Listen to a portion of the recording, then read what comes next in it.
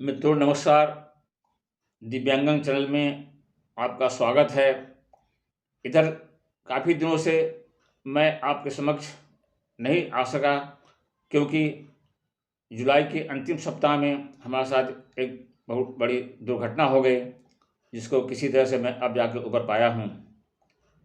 आज मेरे दिमाग में आया कि चूँकि ये पितृपक्ष का महीना चल रहा है, तो पितृपक्ष के बारे में जो है आपसे कुछ अपना विचार साझा किया जाए।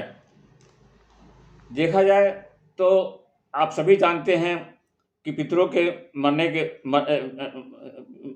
के बाद भी जीवात्मा का अस्तित्व समाप्त नहीं होता है, वरना किसी न किसी रूप में बना ही रहता है।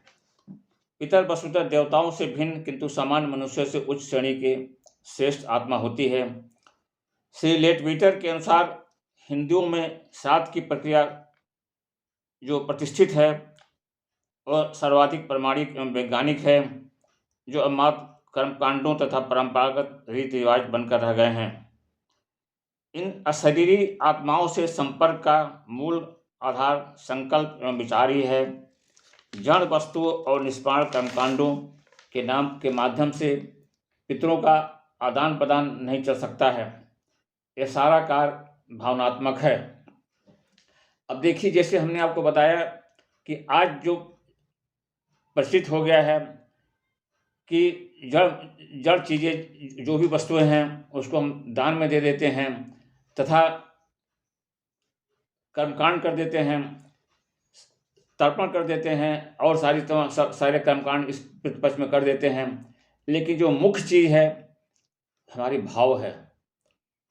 बिना भाव के भगवान नहीं है, बिना भाव के कोई नहीं है। अगर सही माने में देखा जाए तो हमारे पितर जो हैं साक्षात देवी देवता हैं, साक्षात भगवान हैं, जिनके कारण से हम इस संसार में आ पाए।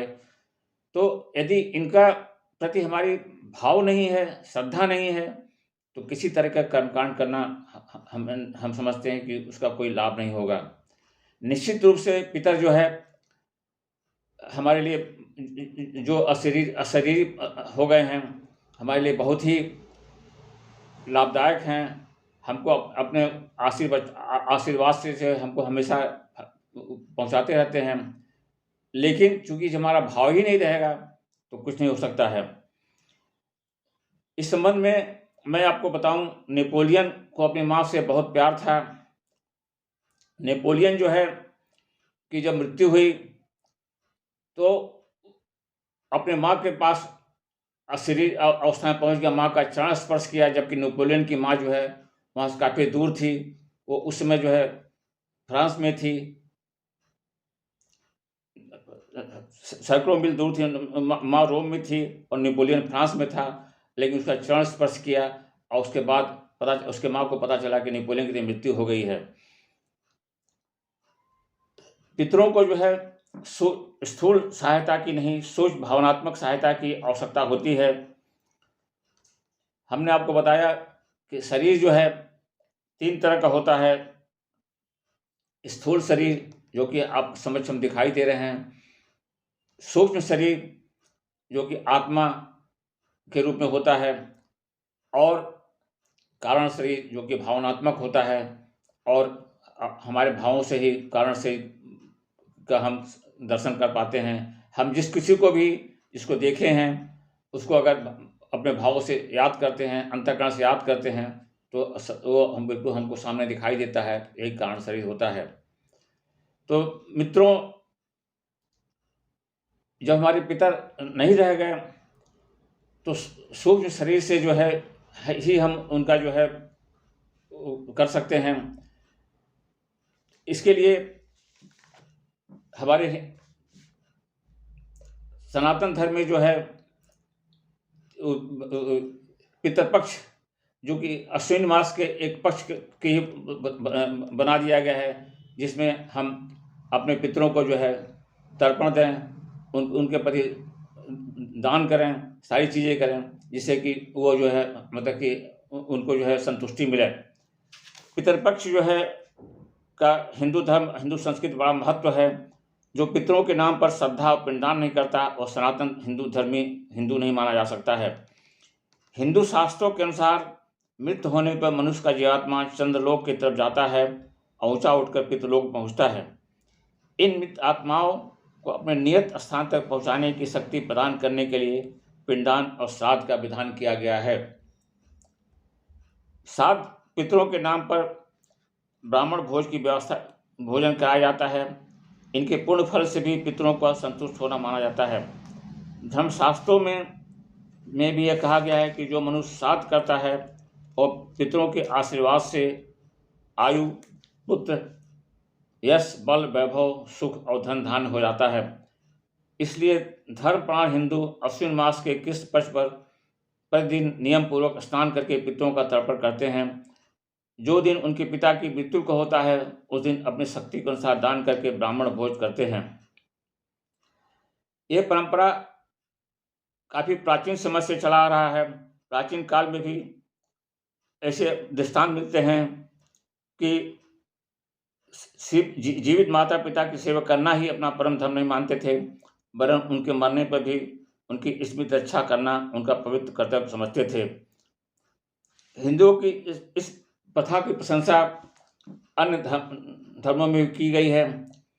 शाहजहां को जब औरंगजेब ने जो है कैद कर लिया तो शाहजहां ने कहा कि तुमको कुछ हिंदुओं से सीख लेनी चाहिए कि वो अपने जीवित पिता की सेवा शुश्रूषा करते ही हैं, अपने मृत पितरों के भी जो है कि उसमें जो है उनके सेवा मतलब स्थूल रूप से नहीं कर पाते हैं, लेकिन उनको पिंडदान करते हैं और हर तरीके से उनका सम्मान करते हैं।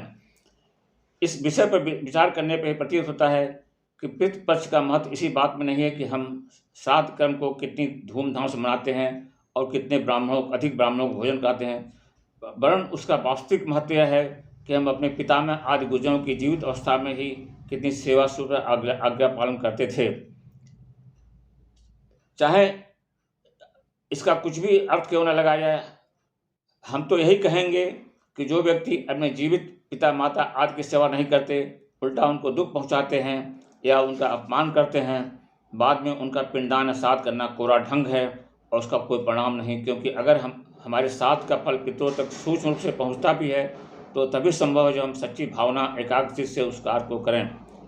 पर जो लोग जन्म भर अपने माता पिता की हर तरह से कष्ट पहुंचाते रहे, उनको भला बुरा करते रहे, वे फिर किस प्रकार श्रद्धा और हार्दिक भावना से श्राद्ध आदि कर्म कर सकते हैं।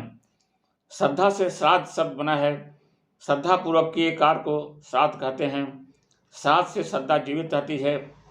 जीवित पितरों और गुरुजनों के साथ श्रद्धा प्रकट करने श्राद्ध करने के लिए उनकी अनेक प्रकार से सेवा पूजा संतुष्टि की जाती है, परंतु स्वर्गीय पितरों के लिए श्रद्धा प्रकट करने की, अपनी कृतज्ञता को प्रकट करने का कोई निमित्त बनाना पड़ता है।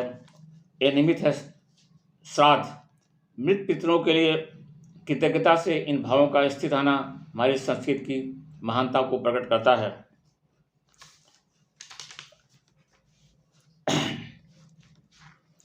जो व्यक्ति श्राद्ध को केवल रूढ़ि मात से पूरा नहीं करना चाहिए, वरन पितरों को द्वारा हमारे पर जो उपकार हैं उनका स्मरण करना चाहिए, उनके प्रति अपनी श्रद्धा और भावना की वृद्धि करना चाहिए। साथ साथ अपने जीव पितरों को नहीं भूलना चाहिए, उनके प्रति आदर सत्कार सम्मान के पवित्र भाव रखने चाहिए।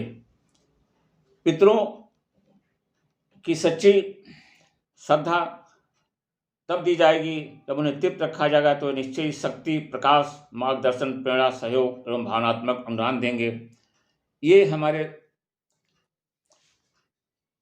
पितृपक्ष मनाने का सही रूप होगा, जब हम उनके भावनात्मक रूप से जब हम उनको श्रद्धा देंगे, उनका साथ करेंगे, तभी कुछ हमारे लाभ पहुँचेगा। और लाभ तब पहुँचता है जब हम अंदर से प्रसन्नचित होते हैं।